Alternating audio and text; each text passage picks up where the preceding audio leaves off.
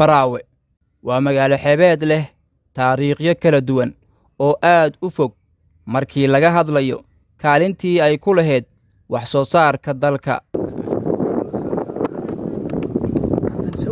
waa magaalo aad u qurxoon oo leh dhismooyin taariikhi ah. waxay leedahay xeeb aad u qurux badan, sare qadiimi ah, goobo taariikhi ah.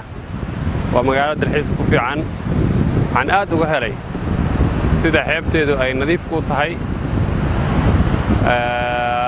ay ugu fiican tahay dalxiiska iyo dabaasha iyo in waqti lagula qaato saaxiibada iyo qaraabada. aad ay ii soo jiidatay Baraawe.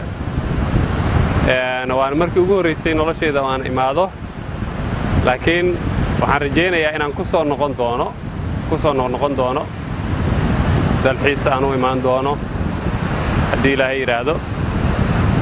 waa magaalooyinka Soomaaliyeed magaalooyinka ugu qurxoon ayaan mid ka mid ah ayaan ku tilmaami karaa. mar ayay lahayd magaaladan xarumo ganacsi iyo warshado yaryar oo lagu sameeyo qalabka farshaxanka, dharka lindiga, koofida barawaaniga, kabaha, qalabka dagaalka, sariiraha catiirka iyo waxyaabo kale oo aad u fara badan.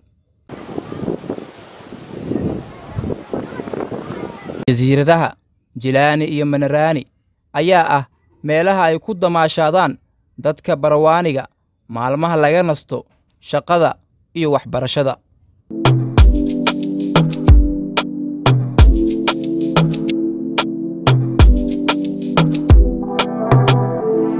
magaalo nabadgelyo oo buuxda ah, dalxiis loo imaan karo, xagga cuntada, xagga malaayga.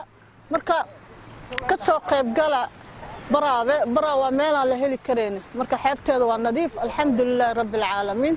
dadka qaar waxay aaminsan yihiin in haddii la maalgeliyo jasiiradaha Baraawe inay noqon doonto goobo dalxiis oo caalami ah.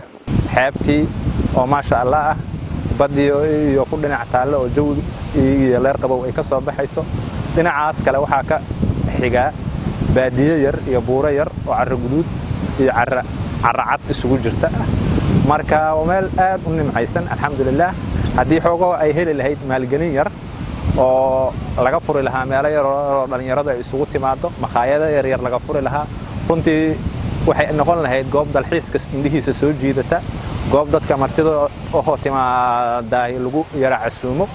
waa meel aad u fiican oo bilicda magaalada iyo taariikhda magaalada iyo dadka u soo dalxiis tagay magaalada intuba ay jeclaan doonaan.